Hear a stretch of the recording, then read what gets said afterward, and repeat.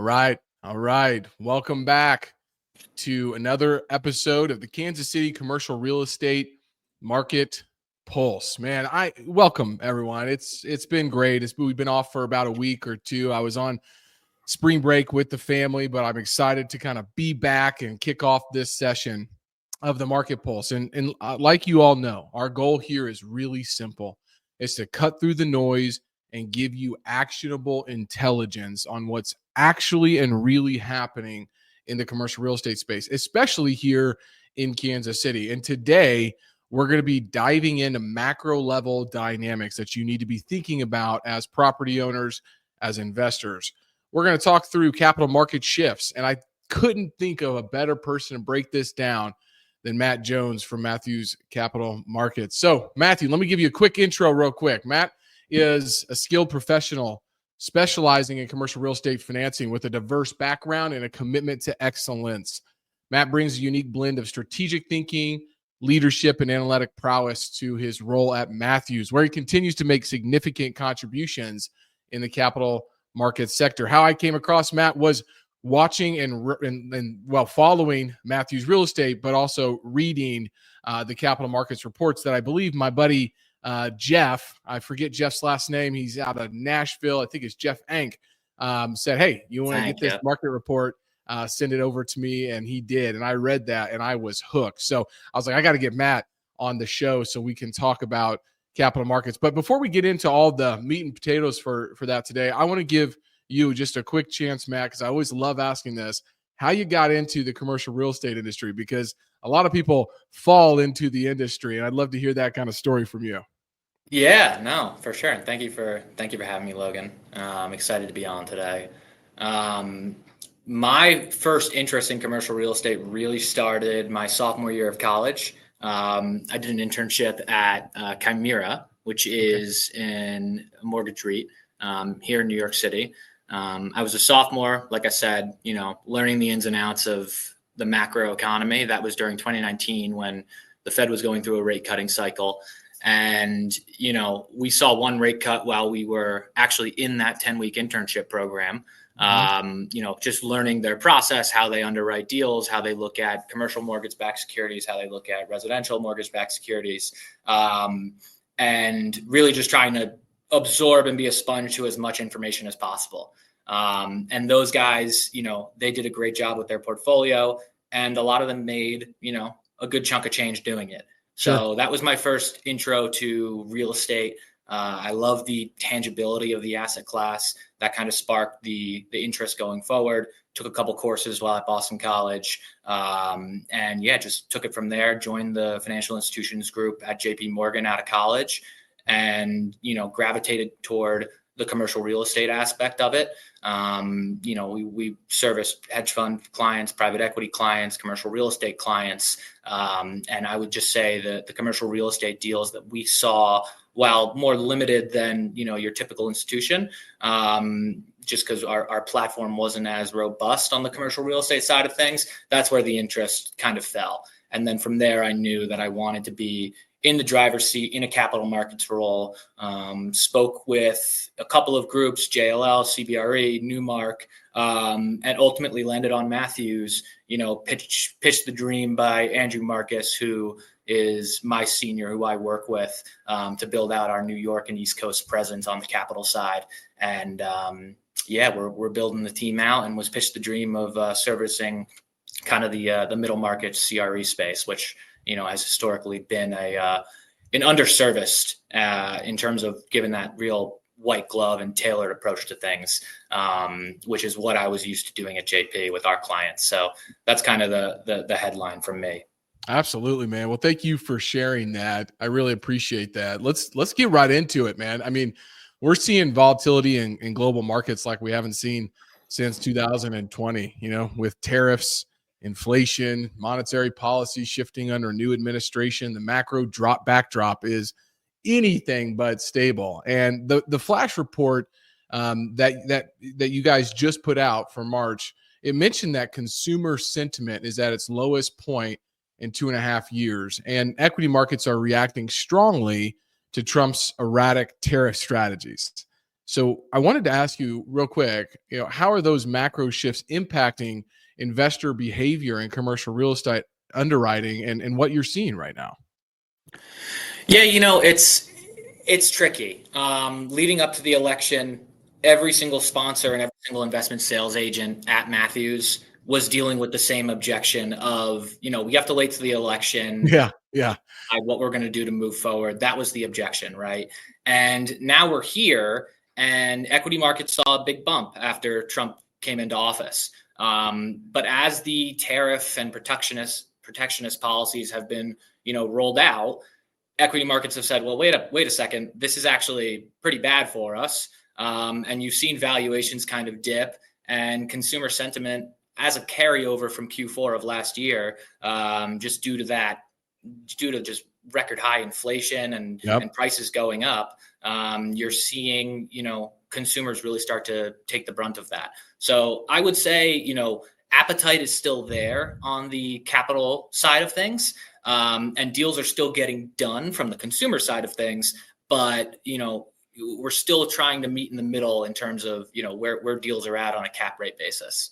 Yeah, no, that makes sense. And I can second the sentiment from all of the people that I've been working with. Well, we're going to wait till the election. We're going to wait till the election, and now it's over. And that's why I've always said that, like, that's not a good objection to continue to wait, and it potentially could give you an opportunity if other people are taking that same stance and that same approach to go and actually get some things done during those periods of time. As an investment sales broker myself and investor, I have noticed that deals are taking longer, and it takes a lot more work to get them under contract and get them to close, but they are still out there 100%. Look, this is really interesting, right? I mean, we're seeing, major volatility, right? We've got the S&P down over 10% in just 5 weeks, officially, entering that correction territory. And I think that is being driven by, the policy shifts and the tariffs and this unpredictability that could be dragging investor sentiment down. But in turn, it's impacting cap rates and capital allocation across commercial real estate assets. So, I mean, from your seat at Matthews, how are you seeing this show up, right? Trump's tariff policy, S&P down, Dow drops, market reacting more to press conferences than economic data. I mean, how are you seeing this show up in real estate lending in the capital markets right now? It is definitely an interesting time. The phrase we use, right, and it's slightly crude, but there's blood in the water from our end. And we needed to see some of this correction take place. So jobs data has been lukewarm. Inflation reports have been coming in better and better month over month. And the question becomes, how trustworthy are those data sources? Sure. They're revising down jobs reports. We saw an 800,000 job revision I think it was either Q4 or Q3 of last year. So, administrations are gonna play with numbers how they will. But that being said, the market doesn't lie, and the S&P dipping the way it did was a flight away from risk assets and into treasuries, and as a result, we saw treasury yields come down. And with tariffs getting scheduled to be put in place for April 2nd, the reciprocal quote unquote liberation day,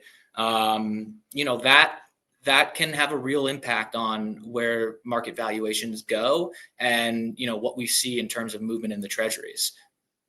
Yeah, most definitely. That's a great response to that. Let's keep this moving because like you mentioned, the market doesn't lie, and we have entered correction territory with the S&P falling just over 10% in 5 weeks. And, I think that, from this standpoint, I'm not sure, necessarily how much this impacts, commercial real estate investors, because, there's a bifurcated amount of investors who, if you're in real estate, you're not in the stock market, right? But they do think about what is driving the market to be down, right? Which, they're watching these policy statements more than economic indicators, which, that's a stark shift from the norm. So, I mean, in regards to working with institutional investors in the real estate capital markets, how are you seeing this shift kind of play out right now? I mean, is availability of capital, I know we're going to get to, each asset class specifically and Sure. the lending sources soon. But just generally, one thing that I've talked about a lot on this show and with my clients is, yeah, interest rate is one thing, but the other thing is if you can't go find any debt, which is the largest piece of your capital stack on every real estate deal, regardless, that's what puts brakes on transactions. But as I have been tracking 2022, 2023, 2024, and now coming into 2025, transaction volumes are rebounding, which tells me that some capital is flowing back to the markets. Yeah, no, I would say more than that. Honestly, we are post MBA, which was in San Diego, the Mortgage Bankers Association, which Matthew's attended. We met with, I want to say, around 30 different groups, and every single group was bullish on the amount of capital they were going to deploy this year. They were increasing it over last year, and they were looking for deal flow. Right. The question becomes, what spreads and what rates are they charging where investors are willing to take those rates, right? Who is being most competitive? Who's underwriting to the last dollar on an LTV basis? Who's sizing to the lowest possible debt yield? And what we've seen is there's this flight from risk assets into treasuries. It's bringing yields down. It's compressing spreads on the lending front, but rates still aren't at the point where, we have people who are reaching out asking for, 5% interest rates, 4% interest. And it's just, we're not there. And post ZIRP, I don't think we're going to see that for some time. Yeah. If you can get a 6% deal right now, at the leverage point you want and with the framework you want, you need to run and take it, because we're not seeing 5 handles on rates outside of a few select circumstances. And the other thing I would just add as well is what this chart indicates is, the more uncertainty there is in the market, the more certainty lending institutions will need for the deal.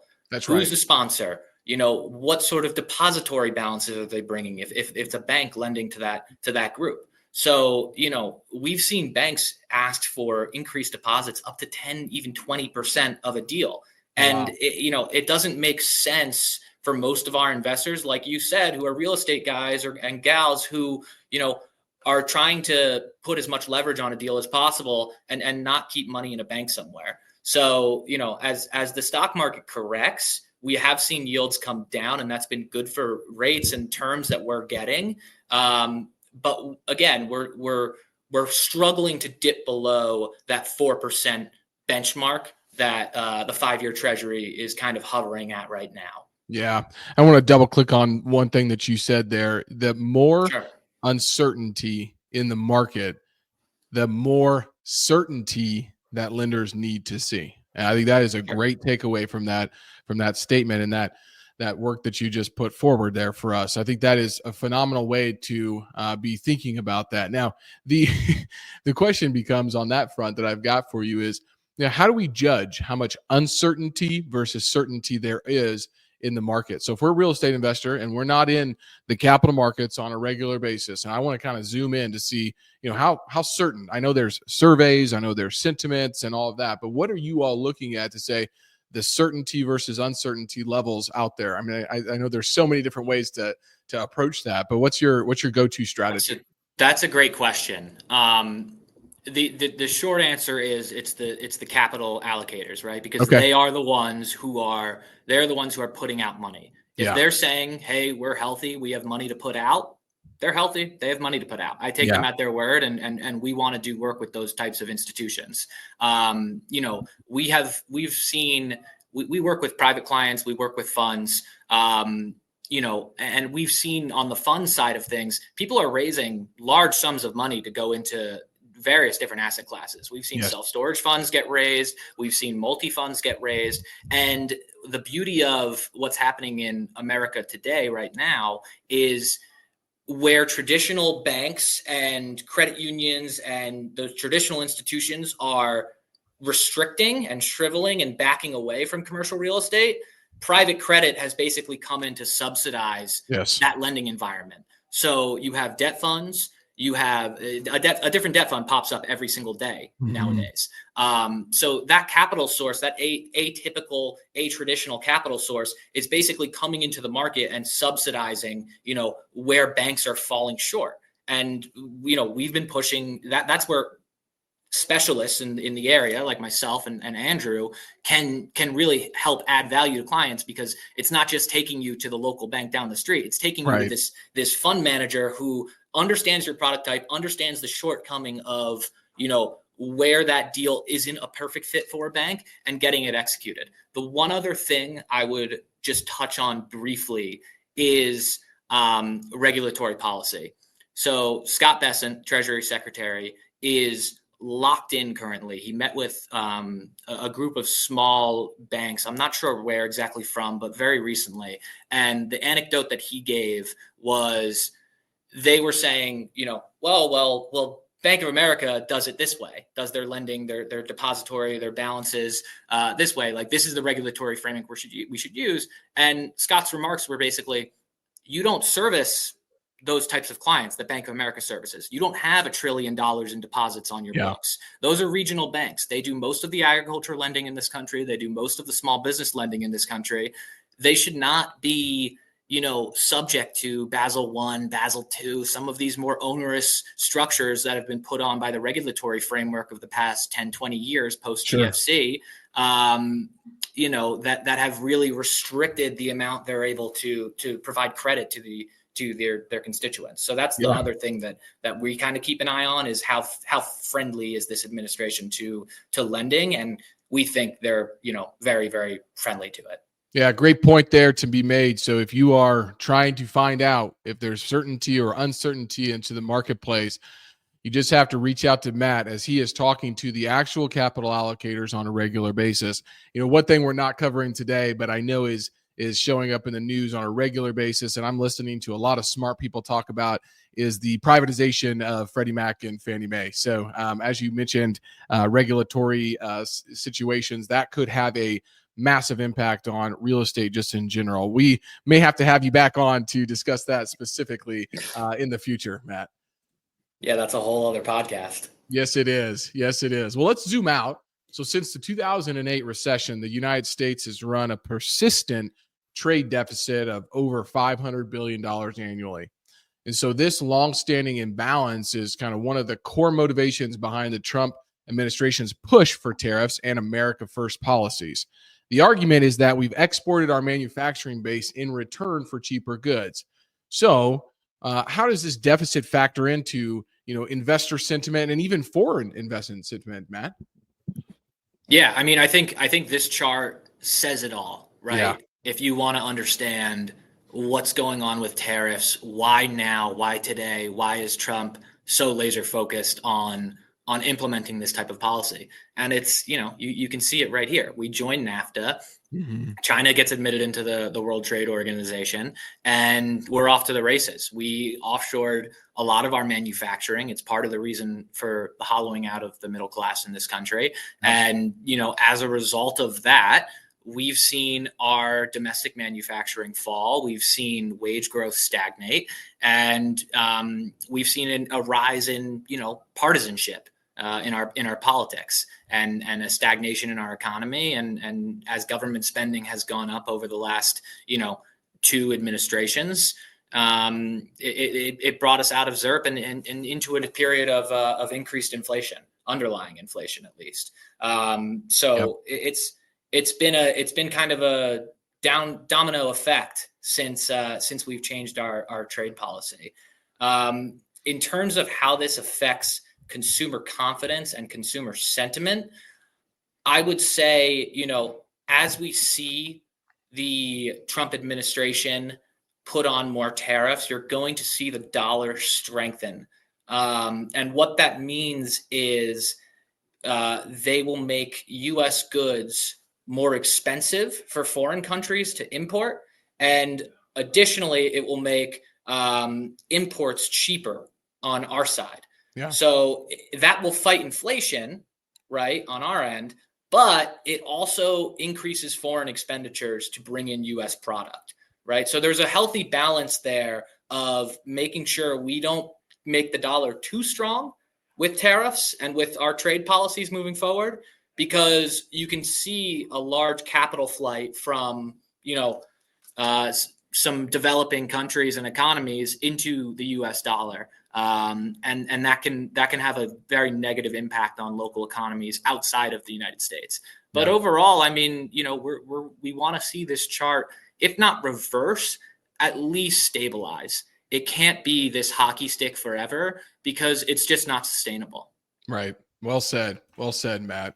This is one of my favorite context setting slides. After World War II, Bretton Woods kind of laid the foundation and the groundwork for globalization with United States led free trade and investment. And that lasted for nearly 80 years. And now we're watching a rollback of that system as America reasserts its sovereignty and reassesses its global commitments. And that shift is significant, has significant downstream implications for capital flows, for risk premiums, and for asset pricing.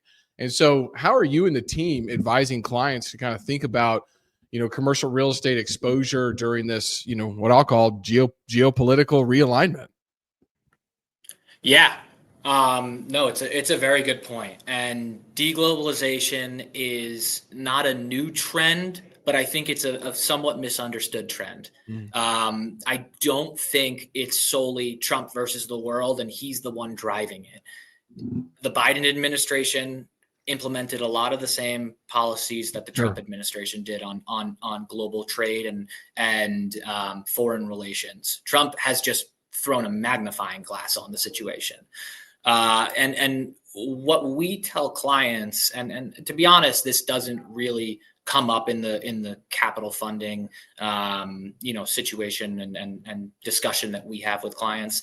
But the way I would frame it is, if America is getting stronger and focusing inward rather than outward, production, manufacturing, productivity in the United States, right, driven by AI, increased investment, increased foreign investment in manufacturing here, that all helps commercial real estate.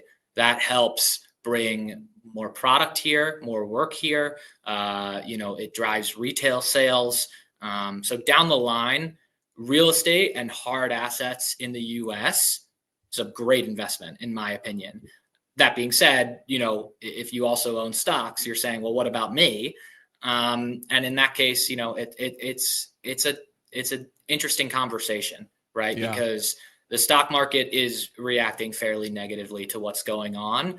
But what I would just say is, this is not, something that, I'm looking at for, the next 2 years in this administration. This is something that will project out for the next 10 years. Yeah. It is not going to change. The writing is on the wall.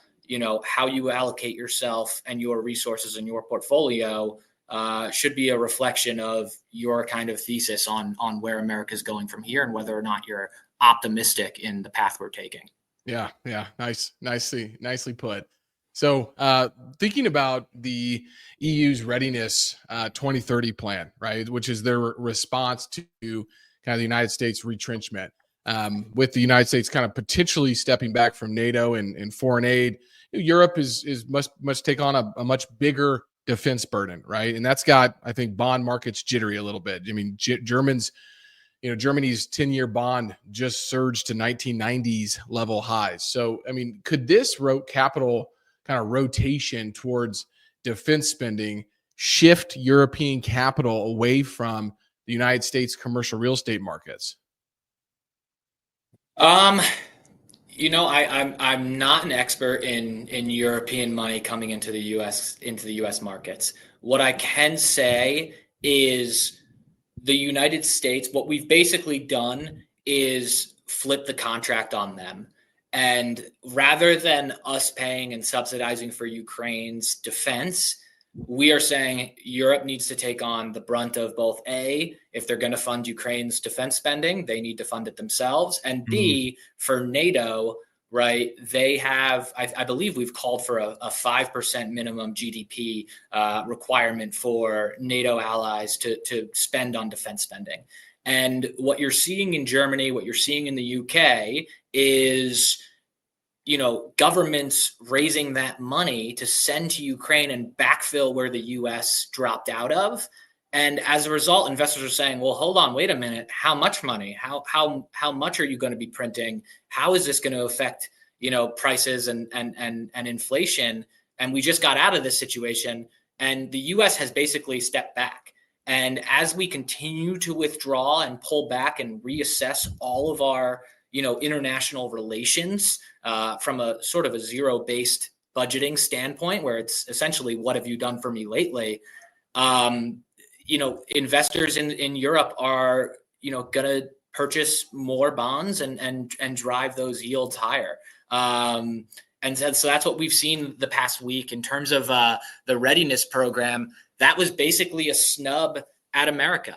They basically said, we don't think you're going to be there for us. We need to be ready for Russia to increase their aggression. And we think that Russia is poised to, upscale their offensive in the next 3 to 5 years.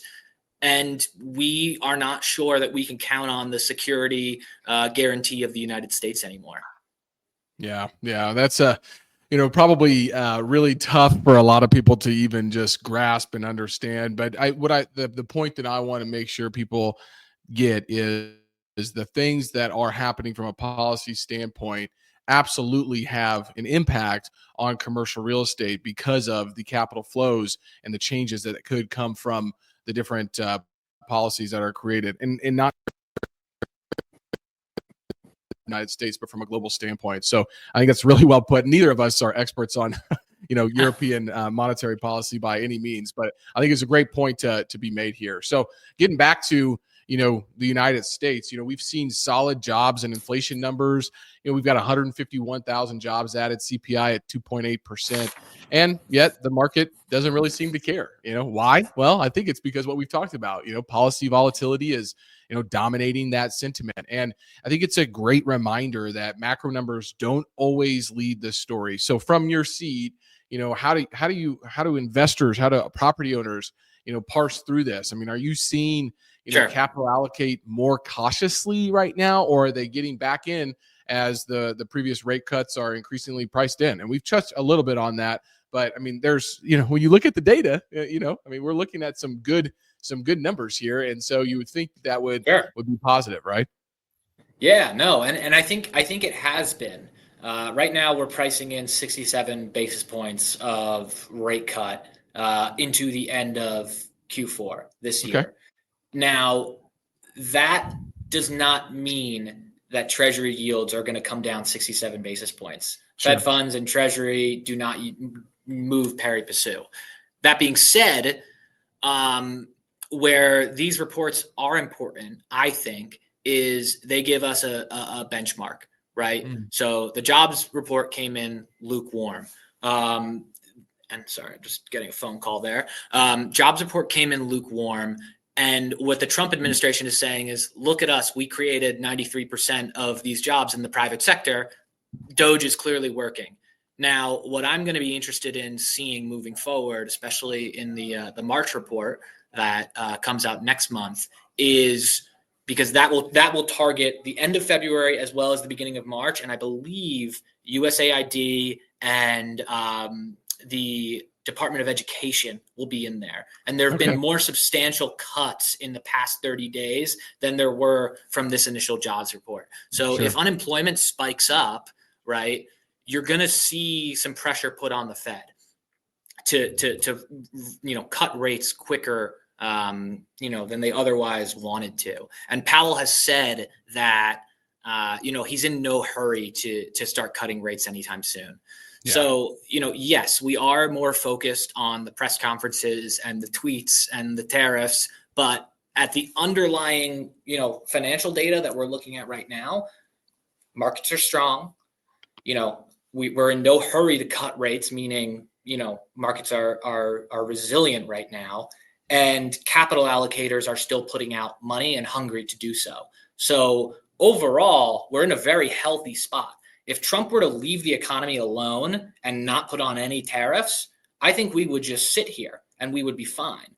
But this administration wants rates lower, and they will go through any means necessary, essentially, to get that to happen. So by putting pressure on the Fed with tariffs, with layoffs to government employees, they are putting pressure on a system that isn't really designed to not function off of government spend, government employment, government contracts. And it's going to be a very interesting dynamic in the next 6 months to see where we go from there, because Powell's either going to have to capitulate and cut rates, or market or yields are gonna pop up, and inflation is going to come back, and then we're back where we started, right? Because of tariffs. So it's sort of a game of chicken right now between Trump and Powell. But we've been there before, and Sure. In my opinion, I think Powell will probably either move up his timeline or be data dependent, and that data will show negatively enough, hopefully, ideally, from Trump's perspective, that we move forward with rate cuts. You've heard it here first. That's awesome analysis right there. Absolutely. If I had a crystal ball. Yeah, 100%. Well, here's a wild retail trend. Higher income shoppers are flocking to Dollar General. Consumer confidence is shaky and inflation is pinching. So even well-off households are trading down, right? So what does this mean for, commercial real estate? Well, neighborhood retail, something I'm very familiar with, especially discount and service oriented, could continue to outperform as consumer behavior is evolving. And so, Matt, I'm curious on this front.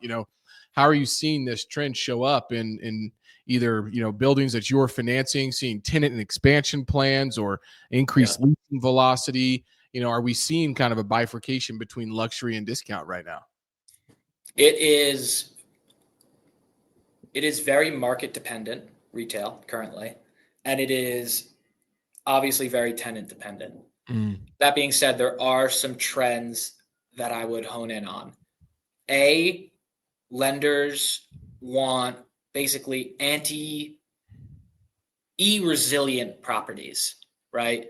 Properties that you can't just order whatever it is you're going to buy there off of Amazon. Sure. So your big box retailers, your your home goods, your big distributors, warehouses, stuff like that. It's getting looked at less favorably than your grocery anchored tenants and your community centers, your staple centers, your nail salons, hair salons, service providers for non-anchored strips. Retail right now, I personally think, is having a moment.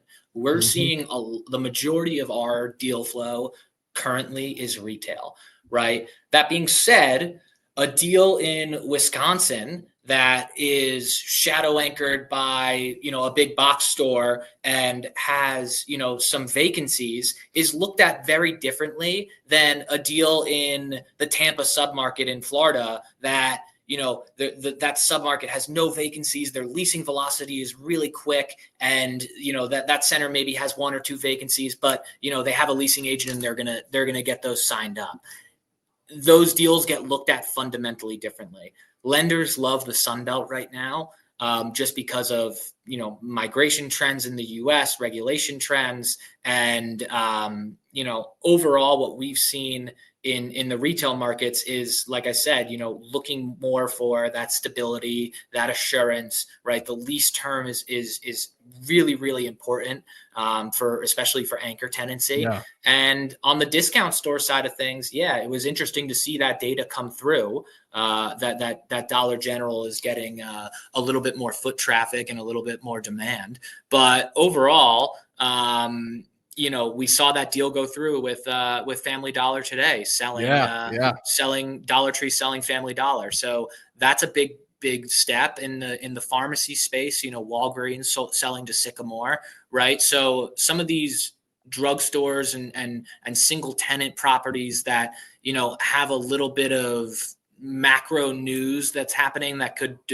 affect them negatively, lenders are staying away from that. So it becomes a lot more difficult to do that deal. But that being said, it's not impossible. It just depends on what what your ask is and if it's realistic or not.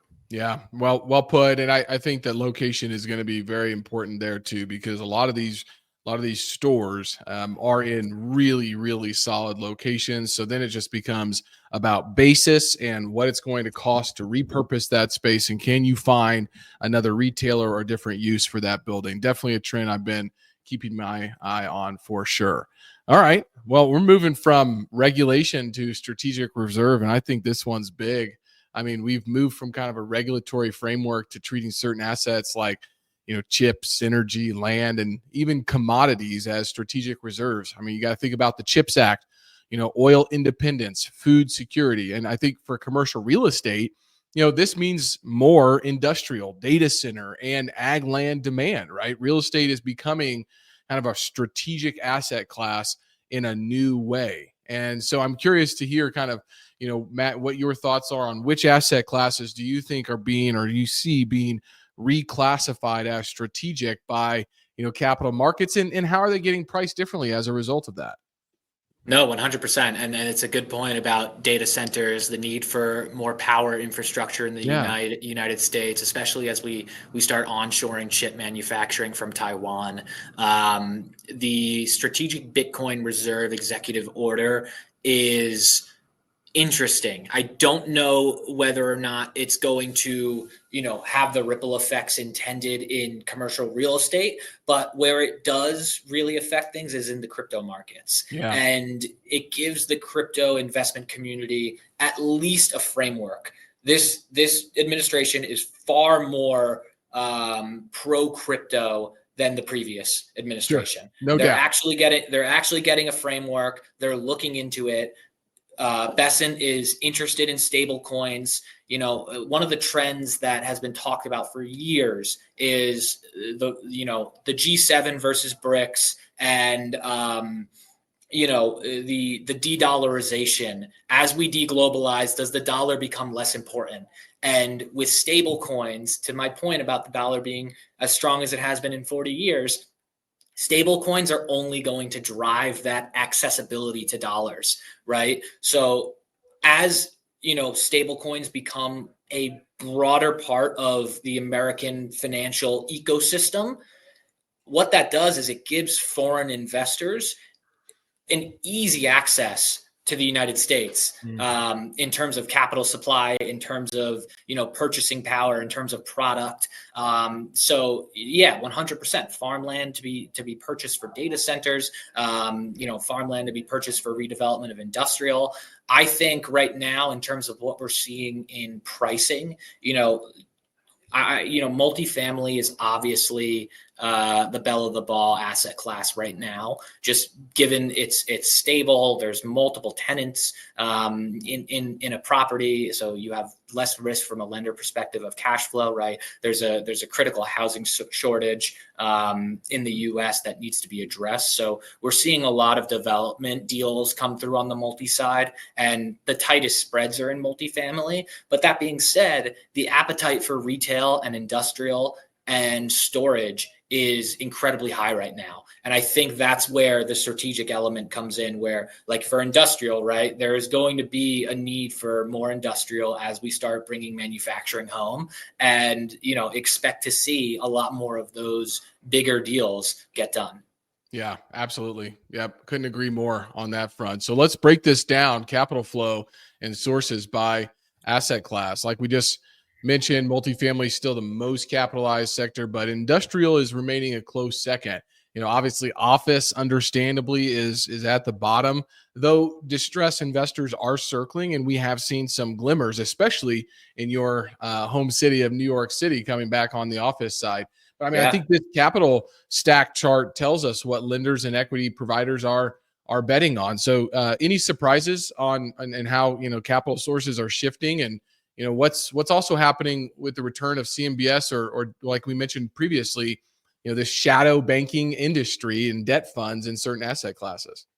Yeah, the biggest surprise thus far this year has been almost the return of office and hospitality. Yeah. So at MBA, like I said earlier, we met with a bunch of different groups, and almost all of them, I want to say maybe there were a few holdouts that said they weren't, but almost all of them have started, oh, we'll look at an office deal. We'll consider it. We'll look at it again. And that was not the case Q4, Q3 of last year at all. It was a hard no. If it was in the subject header, it was no thanks, we don't want it. Hospitality is, again, like you have that's where I would say you have the larger kind of debt fund institutional money world coming into play. Sure. Banks don't really want to lend against hotels in from what I've seen, especially local banks, regional banks, right? There are some bigger players nationally, and it depends state by state. But a lot of the cases that we have and conversations that I have with lenders, they're not interested in hospitality assets right now, or their bucket's full, and that's not coming back online as quickly. But again, for office and hospitality, it depends on the class, right? Office, yep. Class A deals, new construction, you want to see them in a good submarket. Suburban office is not really super attractive anymore. Like that's big in my home state of New Jersey. You're not seeing many suburban office deals get done. You want that Class A product. Hospitality, again, you want, it depends on what flag it's under. Hilton, IHG, some nicer flags are getting the look more from lenders than some of the discount or boutiques. On the multifamily side, again, agency is still fitting into the box. However, their underwriting and their spreads the past few weeks have just been a little less competitive than we would have liked to see. They can get you a deal in the 5s if the product is the right fit. If the deal is agency, it should go agency. But that being said, for smaller properties, in the $1 to $10 million space, Freddie Mac small balance, they've changed requirements post the situation with some of our counterparts in the city, and they're really grilling and looking into the property level and sponsorship information on that front. So it gets trickier to get a deal done with agency on multifamily, and sometimes bank execution or credit union execution works just fine. Retail and industrial, again, having its moment. We think that, retail is going to continue to just thrive, especially as, leasing velocity continues to pick up. People continue to shop and to spend. Hopefully we don't see too much of a pullback in terms of consumer spending. Consumer sentiment is down, so it can happen. But sure. That being said, from the capital standpoint, lenders are interested in putting capital into those deals. Yeah, I mean, main takeaway for me here is, sources may be shifting, but capital is out there. May have to rethink and recalibrate your expectations on your real estate, financing needs. But it is out there, it is flowing, and deals are getting done. And you need to talk to an expert like Matt, who has all of these different sources that he can bring to the table for you and your real estate project. So, real quick, we got 2 more slides and we got some questions coming in. Markets are divided, right? I mean, are we heading into a shallow recession? I just saw another LinkedIn post about how 60% of CFOs that were surveyed believe a recession is coming, or are we hitting the soft landing? I mean, I think it all hinges on the things that we've been talking about today. Right. And this uncertainty is creating kind of 2 camps, one that's waiting to deploy and the other that's jumping in now to secure that first mover advantage. Where are you seeing conviction right now, Matt, from buyers right now? And where's their kind of hesitancy still prevailing? We had clients when I worked at JP Morgan who were constantly trying to time the market. And constantly, had millions of dollars to invest into a strategy, into the S&P, into whatever it might be.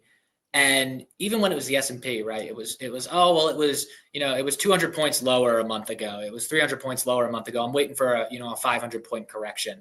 And you could tell them, here's the graph of if you invest lump sum, if you parse it out over a certain number of months or years, your returns end up looking essentially the same. when it comes to conviction, especially for like long-term held assets that you're going to purchase, again, to the point, if the deal works for your numbers, if you are getting positive leverage on a deal and, we're getting a rate that you like and a leverage point that you like, take the deal. We do not know where rates are going to go from here. I can tell you that I think, the Fed cuts are going to come and that the tariffs aren't going to be as harmful, but that could change tomorrow. Sure. We're not sure. Reciprocal tariffs could absolutely send us into a recession. We don't know.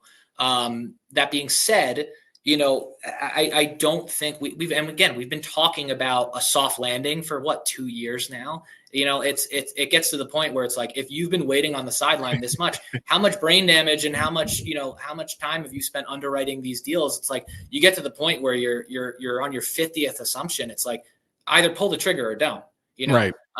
So it's really, not to be crass or overly simplistic about it. But at the end of the day, right, like that's the type of guidance that I'm trying to give, right? A little bit more of an unfettered opinion. I think you can read kind of these puff pieces on CNN and Sure. MSNBC and Bloomberg and CNBC and whatnot, about the economy and where we think we're going.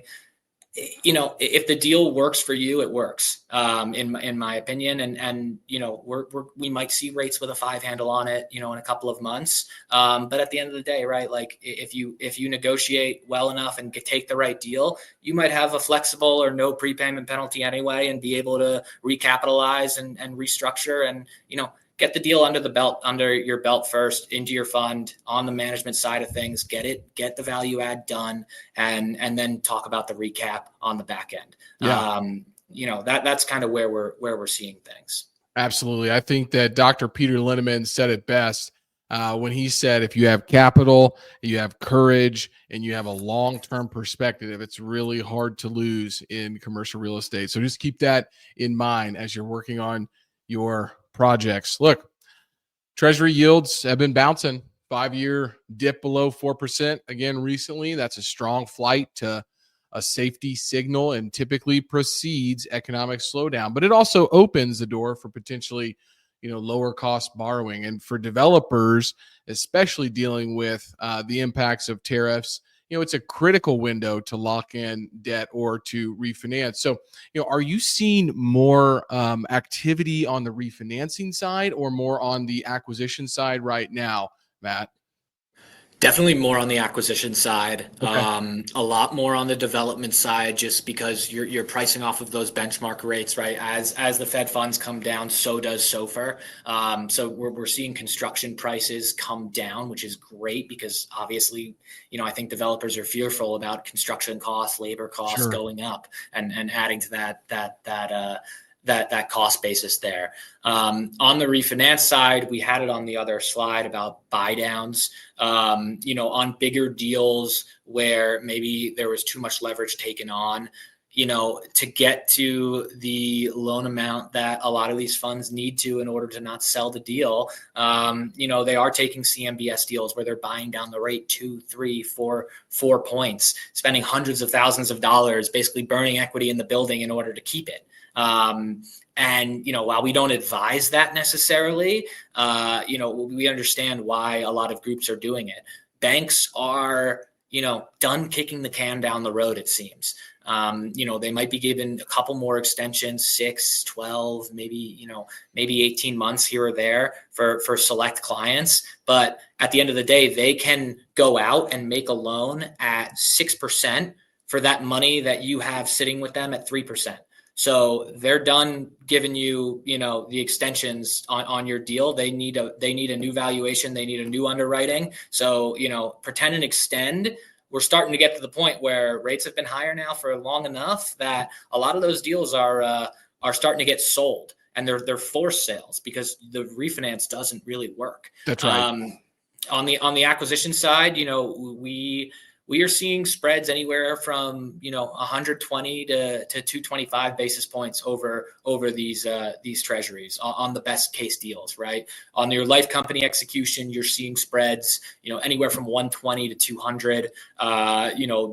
the strongest and best banks for the best clients can get you, a 200 spread over the treasury. And CMBS, it was pricing 275, 250 over, over the past week. It kind of blew out to 270, 275, 300, 325. And again, that's where they come in with the buy down offer, and, you pay a point.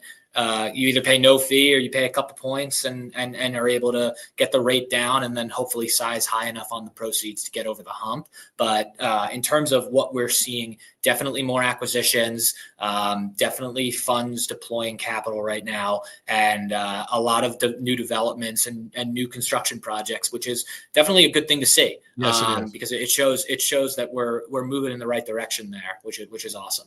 Absolutely. Absolutely. So much knowledge there. Well, we've got time for about probably 1 to 2 questions here before we wrap up. You've added so much value to our audience here today.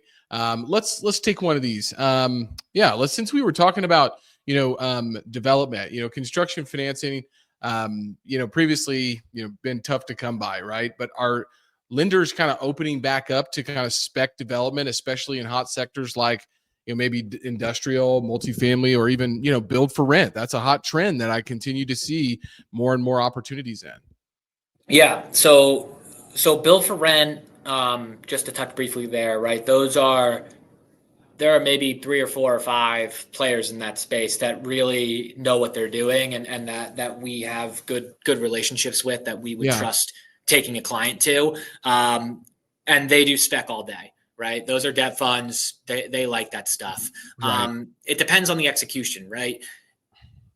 For spec industrial, you're seeing debt fund execution anywhere from 500 to 700 basis points over SOFR. Right. So it depends. Again, it depends on the deal. It depends on the market. It depends on the appetite. It's really deal specific. I would say, your typical local bank or regional bank is not doing spec industrial construction. Right. Yeah, that makes sense. This is a great question, I think, here. We're here as transaction volume is starting to pick up. We are hearing, or this individual is hearing more about off-market and JV style of transactions. And I'm curious, are you seeing a rise in kind of maybe structured equity or recap deals instead of traditional sales to try to get those deals done? Obviously, we both know if you've got debt that is assumable, that isn't a hot commodity for people to try to assume. But if it's not available, I have been a part of and actually seen a couple of these transactions here recently. So, are you guys seeing a rise in those types of transactions? Definitely a rise in those types of requests. Right. Everyone. That's the thing, right? It's everyone wants the extra 15 basis points or 10 basis points of leverage that, the JV position or the mezz or pref is going to bring in.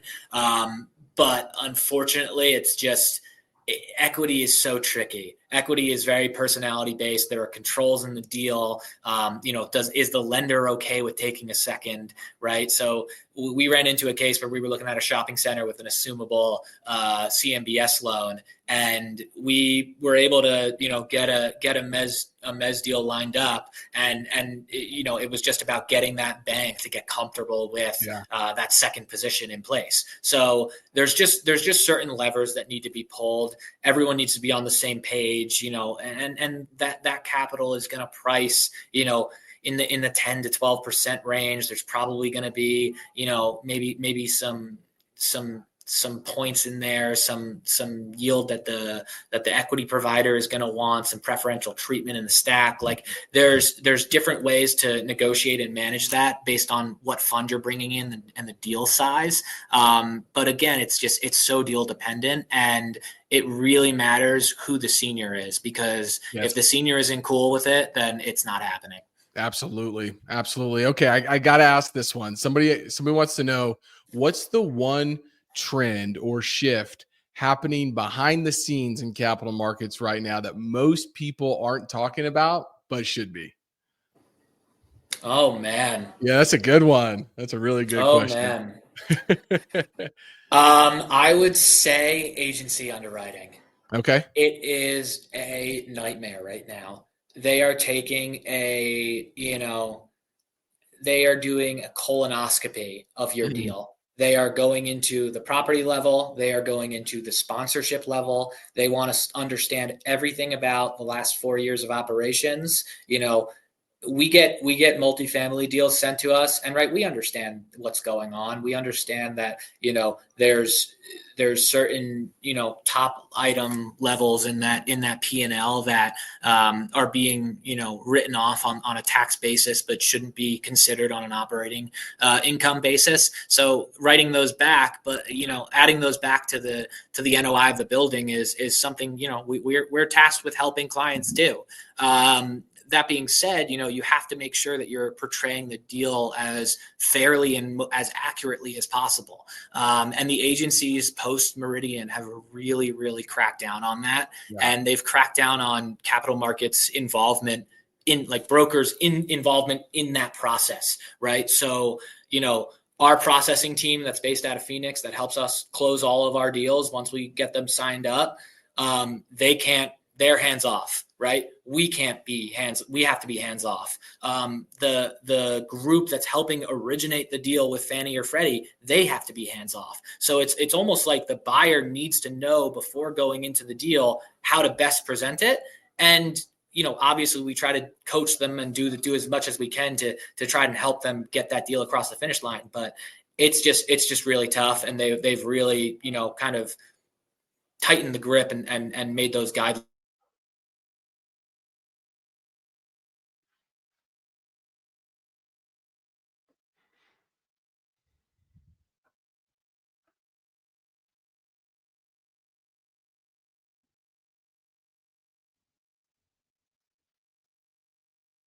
Well, I think that we may have lost Matt there just for a second, but he had a great response to the last thing. The idea of commercial real estate underwriting on the agency side being really difficult right now. Matt, we covered a lot of ground today. We went from capital markets, we went to a global macro economic standpoint, and all the way back now to each specific asset class. If you're interested in connecting with Matt, find him at Matthew's Capital Markets. He's easy to connect with on LinkedIn as well. We really appreciate you being here. We'll be back in a few weeks to cover our next guest. So thank you for joining us here at the Kansas City Market Pulse. We're very excited to continue to bring you the top of the market and most up-to-date information on commercial real estate. And we will see you next time.